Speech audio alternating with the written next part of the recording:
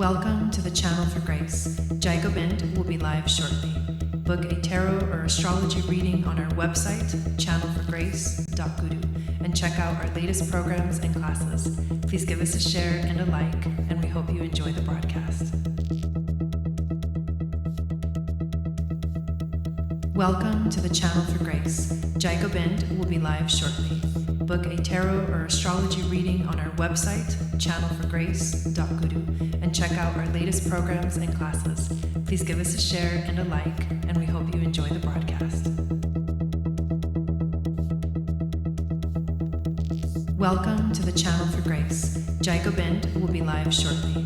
Book a tarot or astrology reading on our website, channelforgrace.guru, and check out our latest programs and classes. Please give us a share and a like, and we hope you enjoy the broadcast.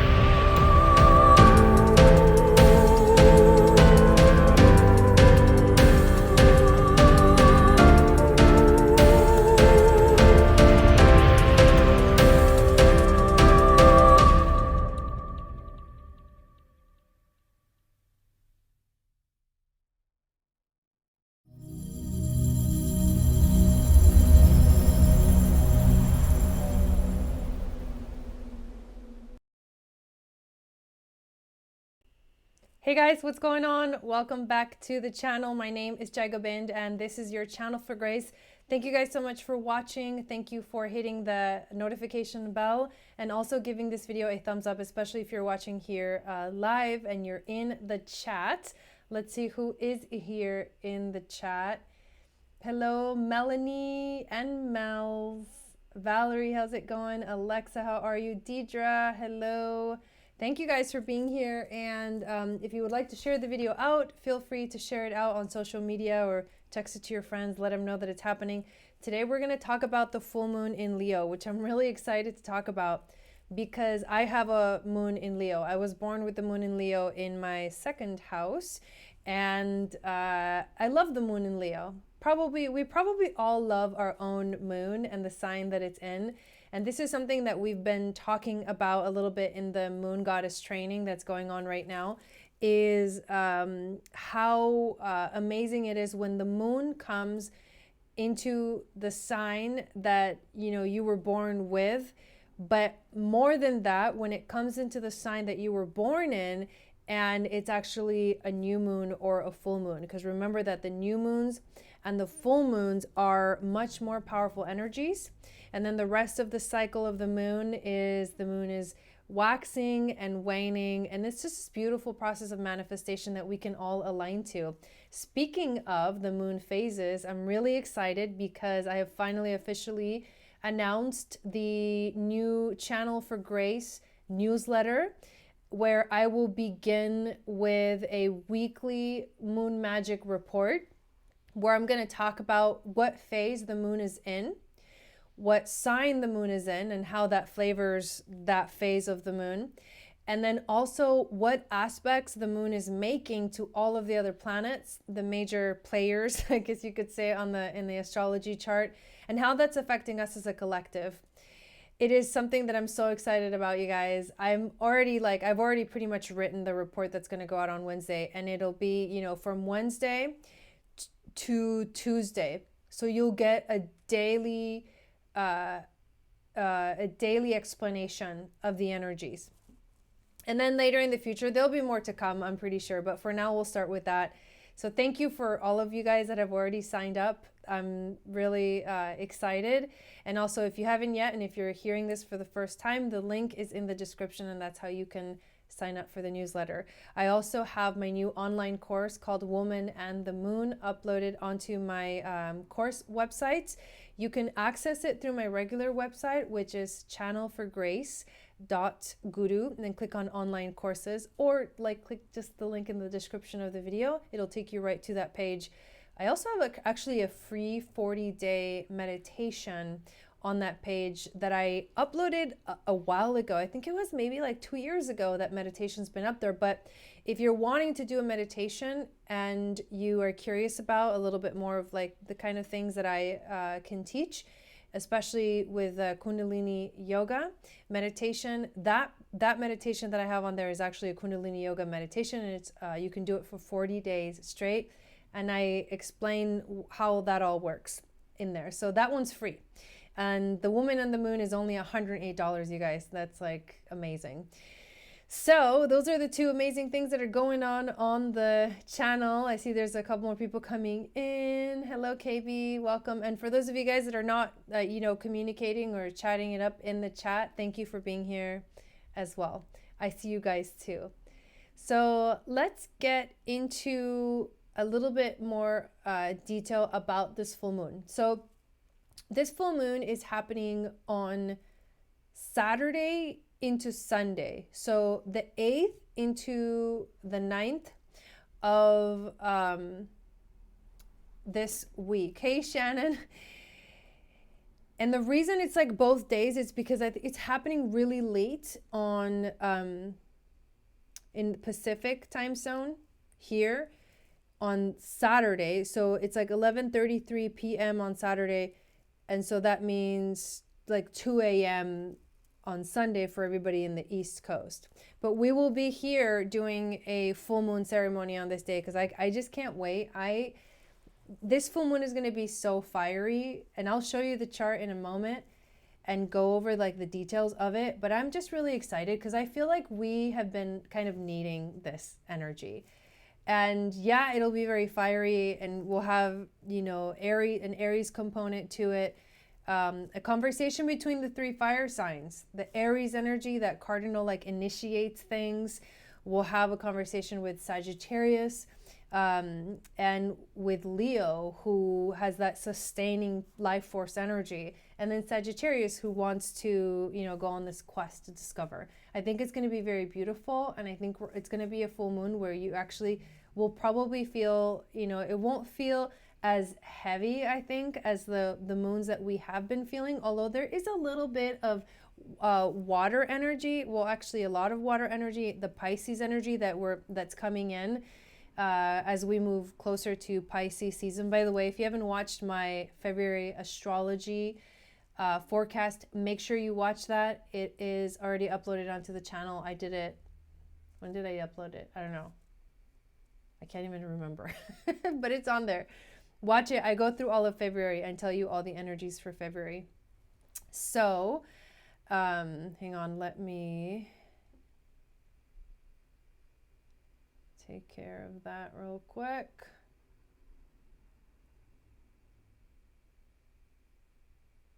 Okay. These weird bots taking over. Hello, Christine. Hi, Jai. Signed up and looking forward to receiving the newsletter. I know. I'm really excited about that too. I just have to.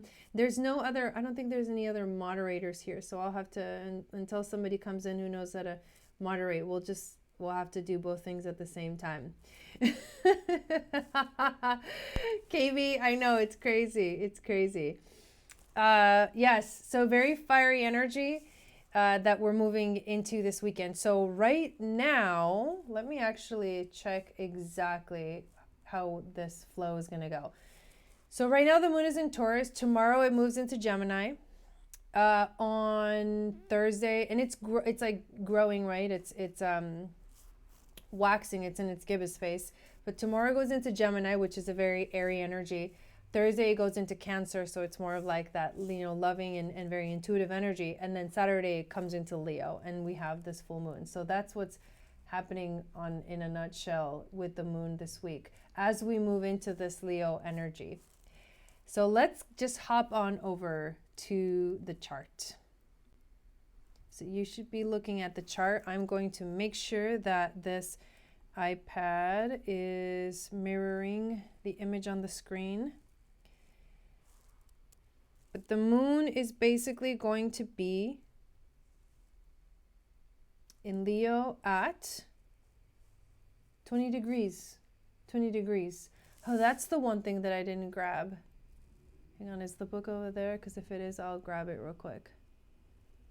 Do I see it over there? This astrology. It was the new book that I just bought on the, oh yeah, there it is. Okay, give me a second. I'm going to grab it because we want to read this. I love this part. So hang on a second. Just took my mic off.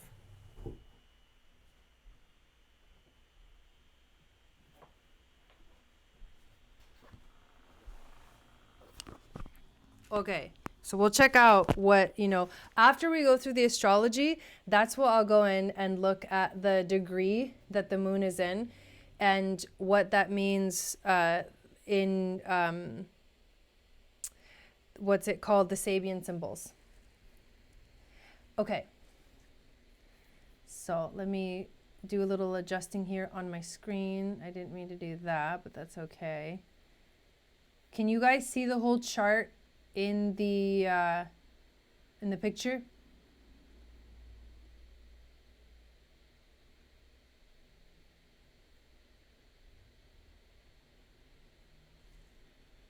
I think it's fine the way it is. I'll just keep it like that.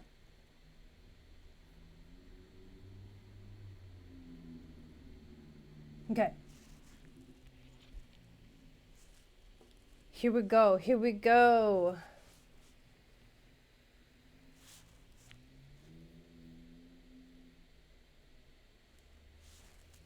So here's what the moon is doing. I'm gonna show you the exact. I just also updated the software on my iPad, and I'm not exactly liking. Well, maybe if I do it, let me see if I do it with my finger. No, it's not the same. Not liking how it's doing the writing on it, but who cares? Here we go. Moon is in 20 degrees. Is at 20 degrees of Leo. Here's the sun. 20 degrees of Aquarius. They are opposing. That's how you know it is a full moon. New moons is the sun conjunct the moon, and full moons is the sun in opposition to the moon. Now, Juno over here is sextiling the moon and also trining the sun. So it's having a conversation. Juno, the planet of that represents marriage and union and partnerships, it's having a conversation with this full moon. So you can tell already that relationships is a big theme for this full moon. The moon is also trining Mars, which is over here in Sagittarius, the sign of Sagittarius. And those are the major aspects that the moon is making. Now, there's other aspects that we're going to talk about that they're not exactly towards the moon, but they obviously, because the chart is a blueprint, because we think of, like, when we think of natal astrology, we think of our chart, our natal chart, being a blueprint of who we are. And we look at everything. So when there's a full moon, the moment that it's exact, for example, if you notice that, the moon is exactly at 20 degrees and 00 minutes, and the sun is at 20 degrees 00 minutes, this is the exact moment that it's like officially full. And so that's why we look at the blueprint. So we look at the moon and what the aspects the moon is making directly to other planets, but we also look at what else is going on here. So let's take a look at that. Here we have Venus and Chiron are conjunct. We have Mercury in Pisces making a trine to the north node and a sextile to the south node. We also have Jupiter. Jupiter is getting really close to Pluto, you guys. Jupiter and Pluto are going to conjunct 3 times this year. The first time will be in April. The second time will be in June, I believe, and the third time, I think, in November. And Jupiter magnifies things. So what he's going to be doing here with Pluto is magnifying this whole like death and rebirth process. So they're getting pretty close together. They're, you know, technically conjunct, although 8 degrees orb is like the furthest you can go for a conjunction. There are 8 degrees apart right now. So you can we start to feel that energy. I think April 5th is the day where it'll be exact. Let's see what else is going on here. We will have Jupiter also. So here's Jupiter. Jupiter is also sextiling Neptune, who is also conjunct Black Moon Lilith.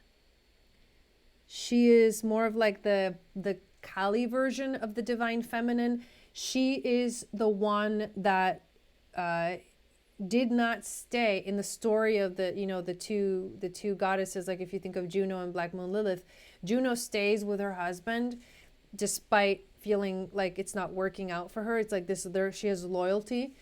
But Black Moon Lilith like just gets the hell out of Dodge in the story. She like leaves her husband.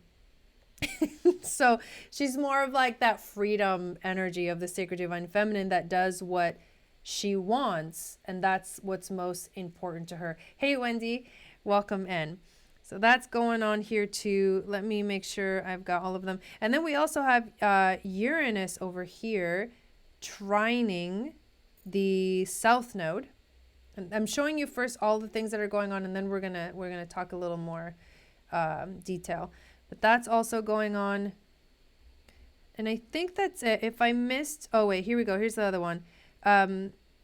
Juno is also squaring Saturn. That's significant because whenever there's an intense Saturn square or opposition, it makes it brings this like seriousness into the equation. So we have to look at that. And the last thing I want to say is the T-square to the nodes. So Venus and Chiron are T-squaring. Here's the first square to the north node. And here is the second square to the south node. And of course, these two are in opposition. Always, these are the nodes of the moon. God, I feel like I'm giving an astrology class. This is fun. By the way, I am going to be, my next big project is to create an astrology course for beginners. I can't even wait. Just like I created the Woman and the Moon course, the astrology course is going to be really fun. It'll take me a minute because there's a lot to think about, how I want to structure it and how, you know, how I want to go about it, like my own way of teaching astrology. And hopefully that'll resonate with you as well. I love how like every different astrology teacher can teach in their own way. And that's why I buy a lot of astrology books. So, because I want to see like in the whole like array of perspectives, there are certain books that I really align with more than others. And it's the way that they're organized. So I will be teaching it through my way of understanding it. And hopefully you will resonate with that and feel and be drawn to taking the course. Yes, I'm really excited. Hello, Patrick. Welcome in. Hey, Janice. Welcome. Yeah, I'm really, it's awesome, Alexa. Miss Jai. I was going to say I want an astrology course. Oh, it's coming. It's coming. And I think I'm going to do what I've decided, you know, what I've thought about so far, because I've been, you know, brainstorming, is 3 different levels. So you have, hey, Michelle, you have the level of the beginner, very beginner, like information, which I think is really good for like everyone, should know that information at a very basic level. Hey, Teresa. The second level will go into a little more detail, more in depth. And the third level will be even deeper than that. So that's what I'm thinking so far. There's going to be 3 different courses because you can, astrology can go on forever and ever.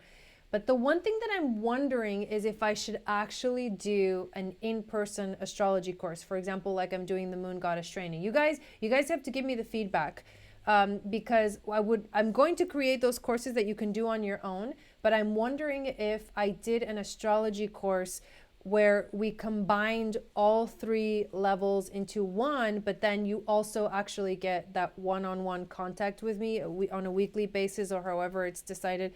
You guys let me know if that would be an awesome thing. I do want to create a Facebook group too. So it's in the works, just know that, and I'm really excited about it.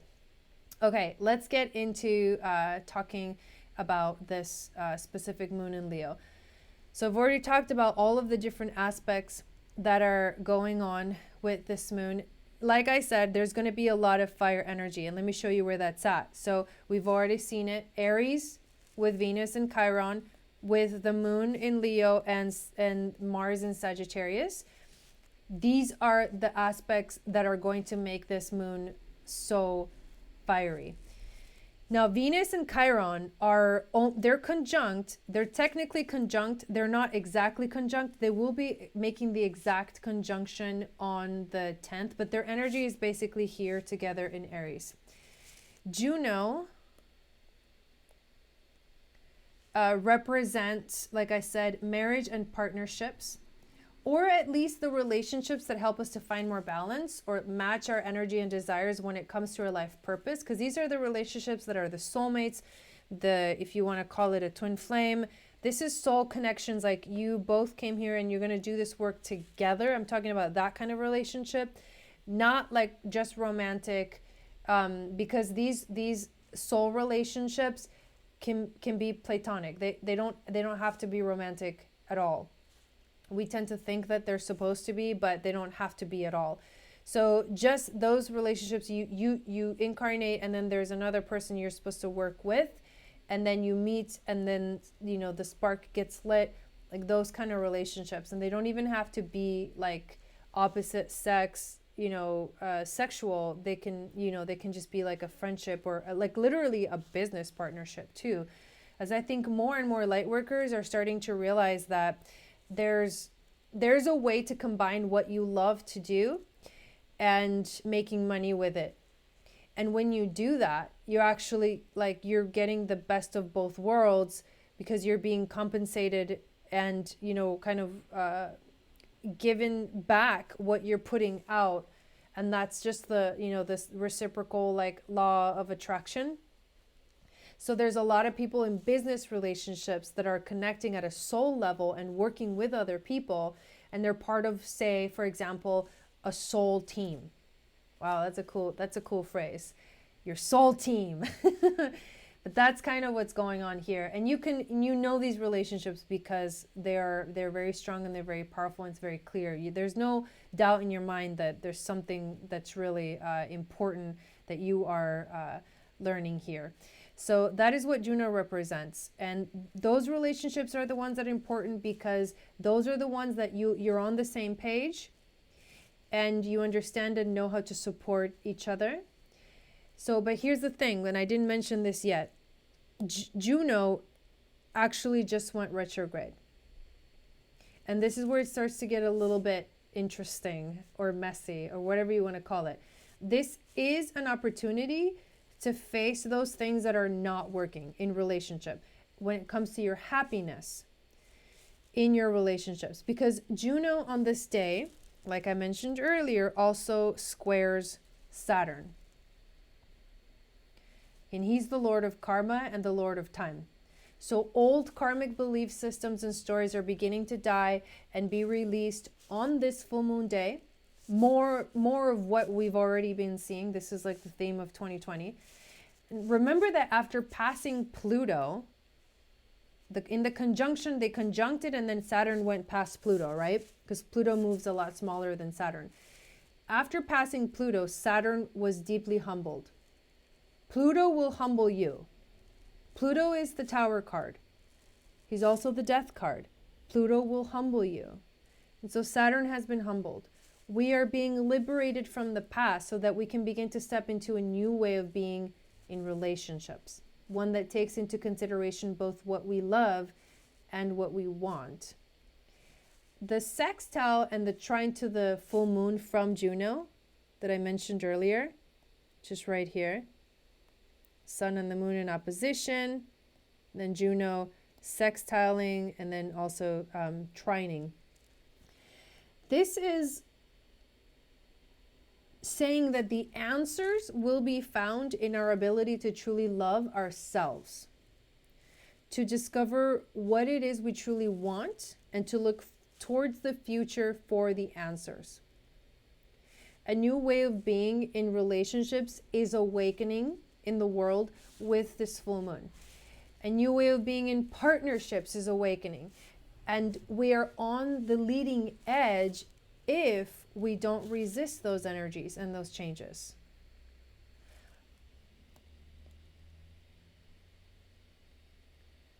Mars in Sagittarius is awakening us to our truth and literally wanting us to fight for the truth, to take action to uncover it. And then there's that Venus and Chiron conjunction that is activating a powerful desire to merge heaven and earth, the divine with the physical. Because Venus conjunct Chiron, you guys, is an actual relationship, is a new relationship dynamic. Not only has Venus just moved into Aries, I mean, you can see right here, it's at 1 degree of Aries. This is the chart for Saturday into Sunday. So remember, it's going to be happening this week. These energies are going to be, this is all going to be getting ready for this like climatic,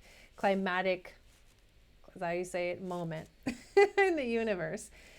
But not only has Venus just moved into Aries the day before the full moon, so on Friday, Venus represents the goddess, the sacred feminine.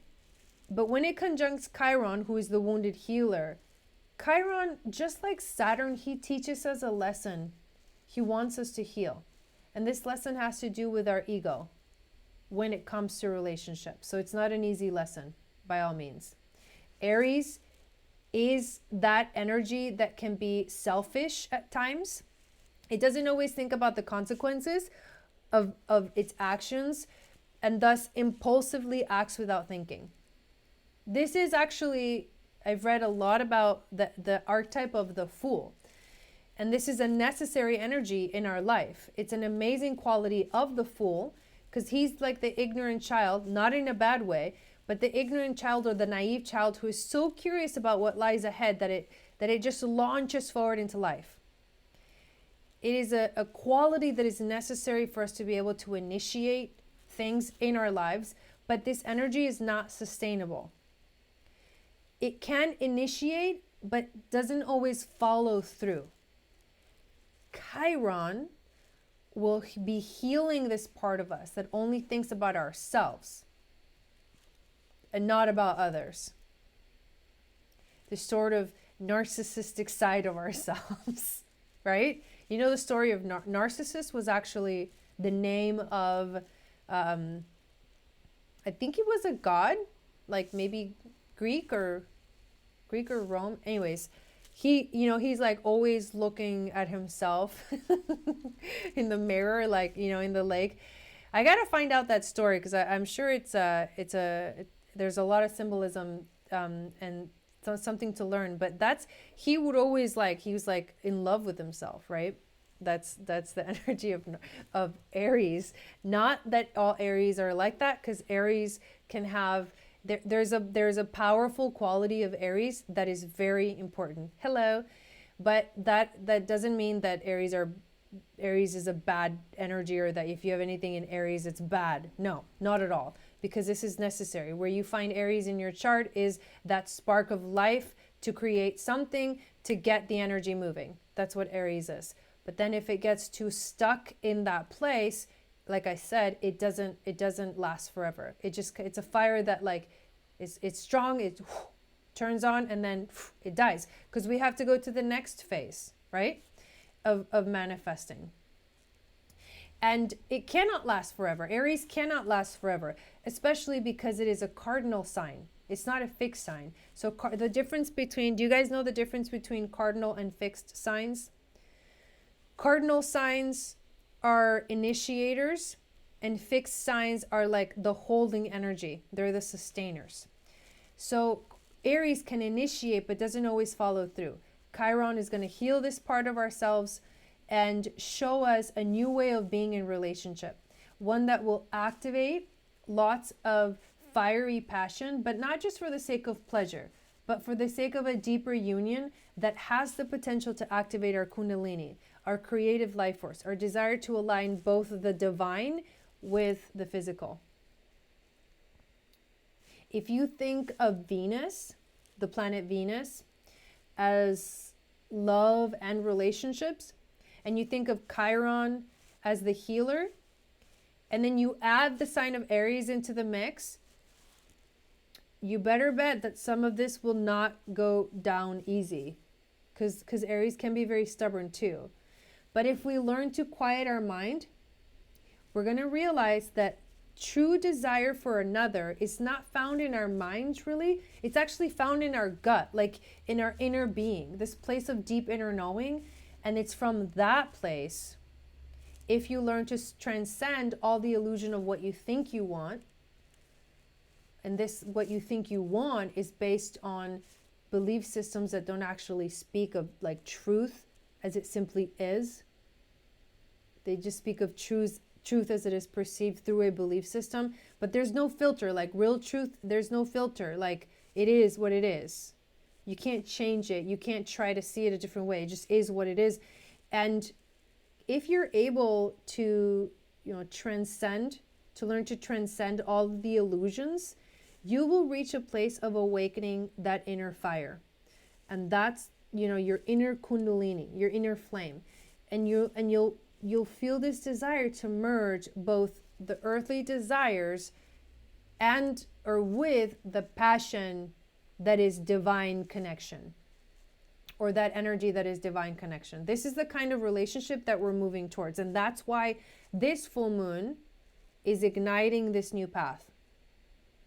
I think I titled this video Igniting a New Passion, because it's a new passion. It's a fiery energy, and fire is passion, right? Just like the wands are the fire element. So little by little, we will get activated deeper. And if we're listening, we're going to move towards a new future. Let's talk about the T-square here to the nodes. So remember, both Chiron and Venus are T-squaring the nodes. And a T-square is a very intense energy. It's like it will provoke you into action, in the sense of there's a problem that will arise that needs to be resolved, and it is through the resolution of that you learn and transcend the problem or the issue, and then you clear it out. That's why if you have a lot of squares in your chart, your life feels a little bit like a struggle, because squares are kind of that struggle energy, but you can transcend those things. It's like you chose those types of struggles. For example, I have my moon square Pluto. That's a really intense placement or conversation with the moon and Pluto. That's just an example. So you look at the squares, what is it that you need to resolve? So this T-square, it's showing us that this discomfort that we are going through has a purpose. It has a mission. Because that's what the nodes are all about, life purpose. And the mission is to awaken all of us to see where we are on this path of healing, our new way of being in relationship. Mercury, he's over here. He's also bringing a new energy, because at this point, he will have just moved into Pisces. And remember, he's going retrograde in Pisces this month. But Mercury will be in Pisces at 8 degrees, both sextiling the south node and trining the north node.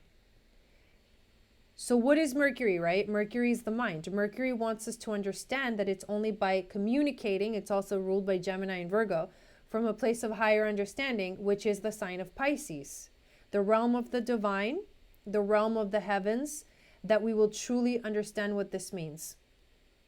So he wants us to understand that it is only by communicating from a place of higher understanding that we will truly understand what this means.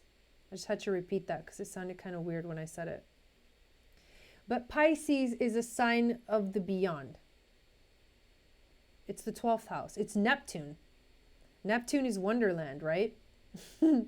It's the dream world. And Pisces has an ability to dive deep into the subconscious. Communication, because Mercury is in Pisces, has to move beyond the physical language, beyond the words, and into a deeper form of communication where you don't actually have to say anything. Because there's that inner knowing that I was talking about in your gut, and the deep understanding of the other, meaning outside of you, people that are on the other side of your perception, that there is no need for words. Silence is the only way to understand this. Silence is stronger communication than words or talking or anything else. You know what this reminds me of? This actually reminds me of the Fifth Agreement. The Fifth Agreement, I would recommend it if you're like wanting to understand at a deeper level and go to the next phase. If you haven't read the Four Agreements by Don Miguel Ruiz, I highly recommend you read it. This will help you understand what I mean by belief systems that we create or manifest, these virtual realities that we live in our mind. That book will help you understand. And then the Fifth Agreement takes it to like a whole nother level. But what the Fifth Agreement is, the actual Fifth Agreement is, be skeptical but learn to listen. So we're learning how to listen. Not so that we're going to be like swayed one way or another, but we're learning how to listen as a form of respect for the other and what it is that they are choosing to create in their lives, which has nothing to do with you. Nothing, absolutely nothing. That's why you can't take anything personal. That's one of the four agreements. You don't have to like other people. You don't have to agree with them. But when you understand the world from this higher Neptunian perspective, you learn to respect other people. And this doesn't mean that you allow people to hurt you or to damage you in some way.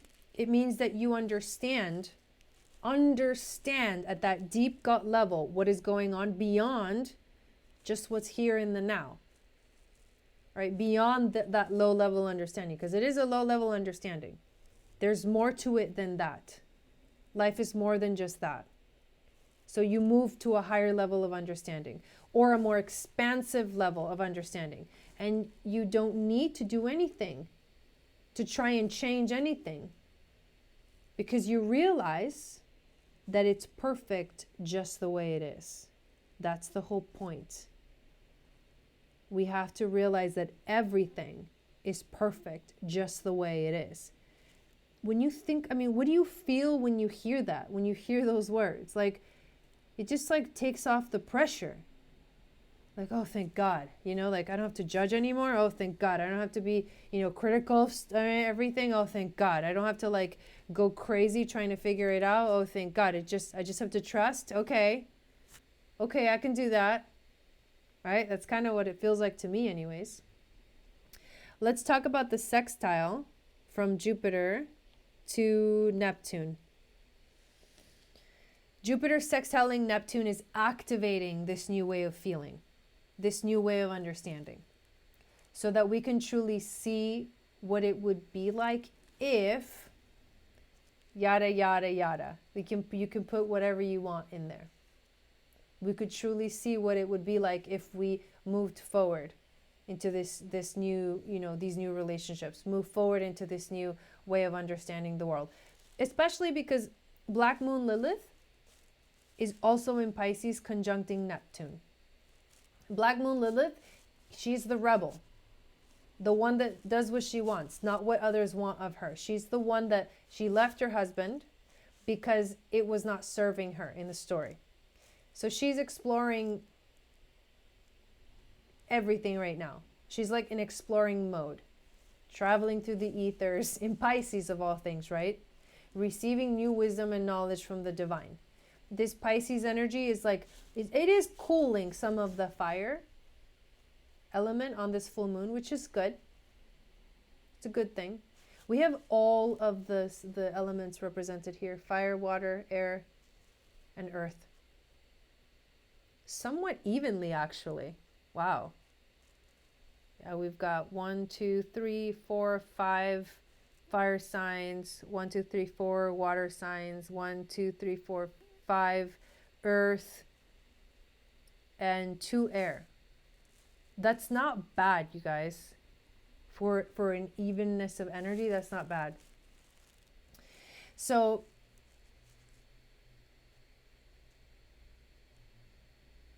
because she's in this like exploring mode in Pisces and traveling through the ethers, and because this Pisces energy is cooling down some of this fire on this full moon, we are learning how to take both the energy of passion and the energy of depth, like deep, deep knowledge, to move forward. There is somewhat of a balancing of the elements on this chart, even though I think fire definitely like takes more power, I would say, on this full moon. The Neptunian Pisces energy it's making a big splash, I guess you could say. And we're learning that it takes both passion and depth to move forward. With Jupiter also getting closer to Pluto, death and rebirth continues to be a big theme of 2020. And these cycles are not going to stop. So we need to learn to go with it and stop resisting the ascension. Stop resisting the change. Stop resisting the answers. They're already here. The answers are here. Dolores Cannon said over and over that the new earth is already here. We're just not seeing it because we're resisting it. We're not letting ourselves see it. We're still like thinking that, it's not here yet, but it's already here. She said that. So you have to stop resisting that death and rebirth. Stop resisting the answer. Stop resisting the love. Stop resisting the compassion from the universe. I think overall, this day, on Saturday into Sunday, so I guess the weekend, you can literally say this weekend is going to be a very powerful, full of life and passion, and also a lot of deep diving into the unknown to understand. The last thing I'll mention here is Uranus trining the south node. Uranus is like the wizard with the wand and it's got electricity and it's like striking the past. Think of it like that, literally. Like there's the past, you're striking it with your wand and you're magically activating a change in the course of the universe. What was will never be again. We must learn to walk away and walk forward with confidence. The moon in Leo knows that. You need to follow the full moon in Leo towards the kingdom of heaven on earth. Dang. That's crazy. But in a nutshell, that's what's up. Let's switch over back to me and let's look at the 20 degrees of Leo. It's actually, when you think about it, it becomes 21 degrees of Leo. Oh my God, this is hilarious. Yeah, me either. I think it's going to be really fun. Okay, so this is 20 degrees of Leo. The Sabian symbol. This is actually really funny. Drunken chickens make giddy attempts to fly over a barnyard fence. Pointing out the chicken-brained ridiculousness of human behavior as seen from a higher perspective, zany humor. Discovering one's abilities and limitations by testing oneself. Ooh, I like that. Achieving an important first versus attempting the impossible. Ooh. Having the courage to risk failure or humiliation in some new venture. It's also about chickening out or not admitting to their own desires and making no serious effort to succeed. The sour grape. So these are all energies that are possible with the moon with 20 degrees of Leo. Is that your symbol? So are you are you finding like a connection with this? Because I find these Sabian symbols to be ridiculously accurate. Finding a supportive audience for one's fledgling efforts. This is like being insecure. Bolstering one's self-confidence by imagining one's efforts are part of a funny story to be played out any way one pleases. Turning one's handicaps into assets. Ooh. Laughing at oneself. I love that. I love that. Versus making too much of one's physical or social liabilities. Silly antics to lighten things up. Now that's the full moon we're moving into. It's going to be fun, you guys. This is fun. It's hilarious. Drunken chickens make giddy attempts to fly over a barnyard fence. That's hilarious.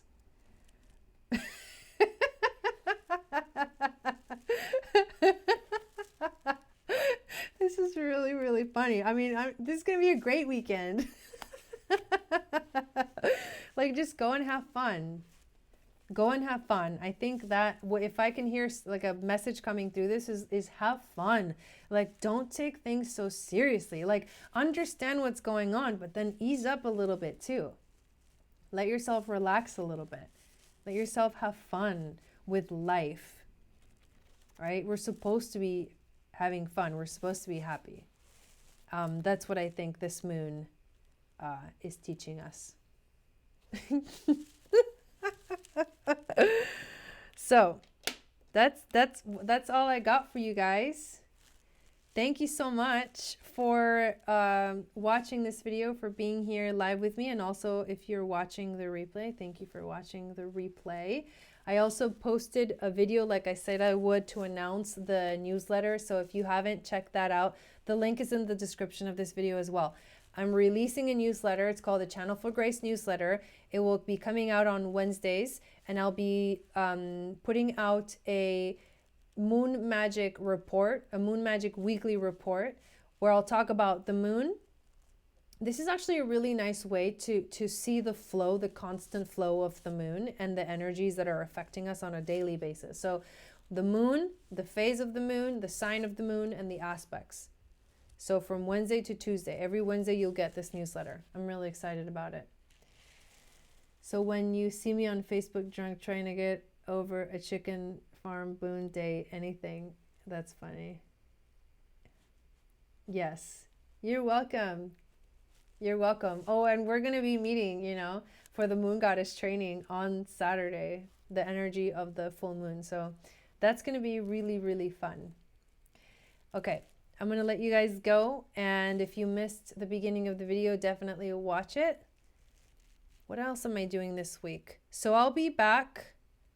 I don't think I'm releasing another video this week. I think when I come back, because I'm going out of town from Tuesday to Friday. When I come back on Saturday night, we'll do the full moon ceremony here together. So make sure to come in for that.